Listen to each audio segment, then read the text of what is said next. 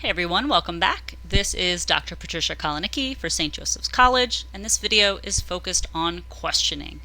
Not only is questioning important just in general for math instruction, but it's specifically going to be really important when filming your EdTPA video for your lessons.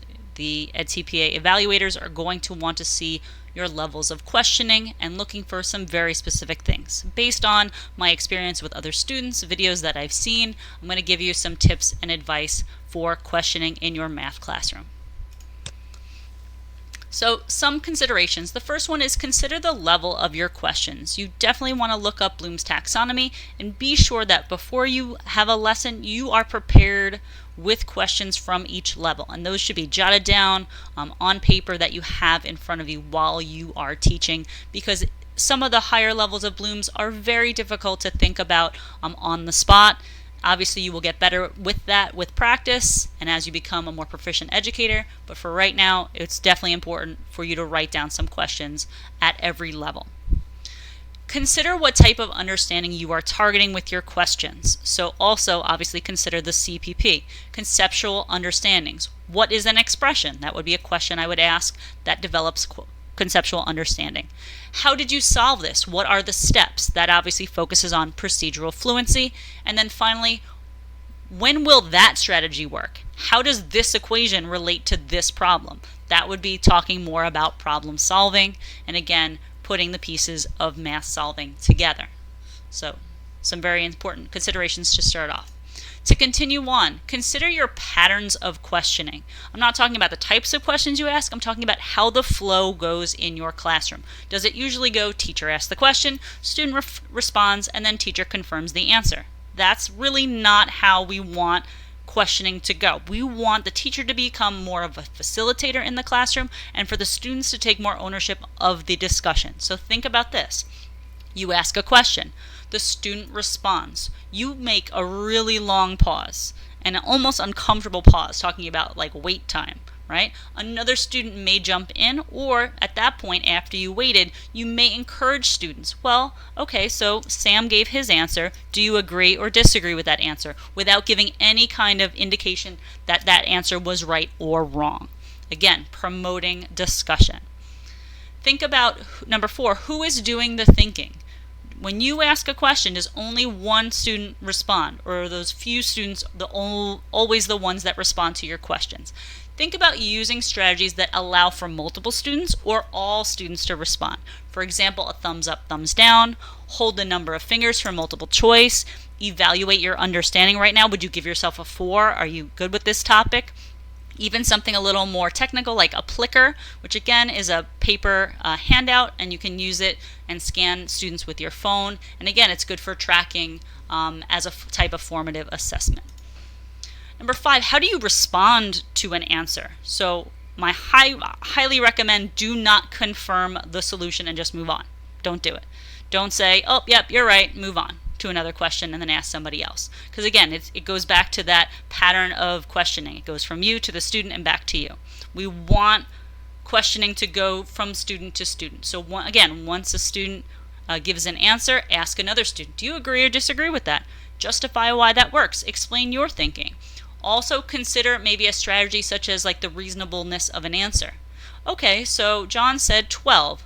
How do you know that that's a reasonable answer for this type of problem based on the question that it's asking, right? And then you could talk about whole numbers, rational numbers. You could talk about what makes what answer would be too large, what answer would be too small. Are you telling them too much? Okay, so here's like the fine line between you're helping a student too much or you're not helping them enough. Are you telling them too much? Symbols and terminology should be introduced after you've developed concepts. So again, understanding first, and then we translate that into more abstract, terminology, symbols, and words. Varying your strategies. Show multiple strategies or alternatives that maybe don't naturally emerge from student work. So be sure you show it just as another way of doing it and not necessarily the best way, but that also is a good discussion to have. What is the best way to solve a problem based on this kind of situation, right? I always go back to solving linear equations, linear system. There are a few different ways to solve. You can solve graphically, you can solve substitution method, you can solve elimination method. But again, depending on the type of question you have, depends on what strategy you have. So you don't want to pigeonhole students by just learning one strategy and saying that's the strategy you should use all the time. They should be taught multiple strategies and be able to identify when I should use one strategy over the other. Again, higher order thinking, problem solving. Help students clarify their idea. So if a student is struggling and you're trying to pull an answer from them, if they explain something but maybe they don't explain it in the correct math terminology, your job is to not say yes or no. I think I hear what you're saying. I want you to restate what that student says.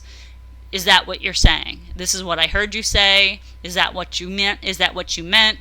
Drawing attention to any kind of connections or any kind of success that student made in their work. Again, you're trying to build students up.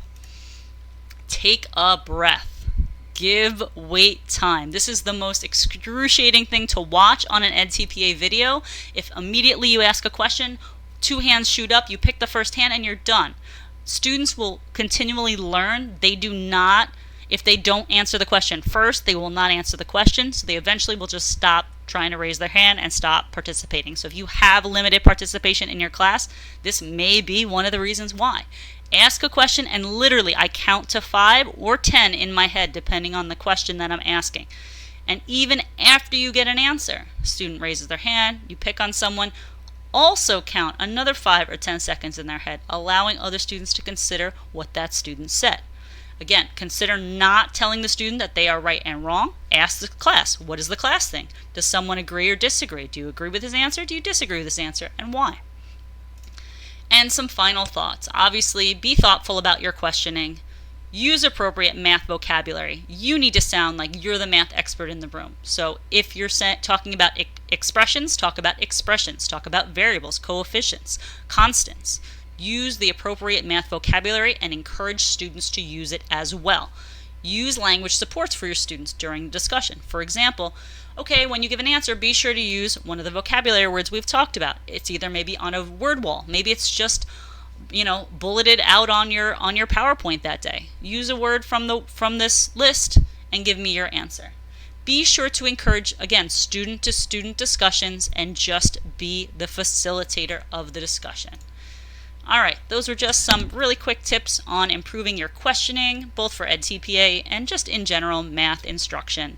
We want to liven it up. We want to make sure students are participating. We want to make sure we're answering all types of levels of questioning and allowing the most students to participate as possible. I hope this helped. Looking forward to seeing you soon.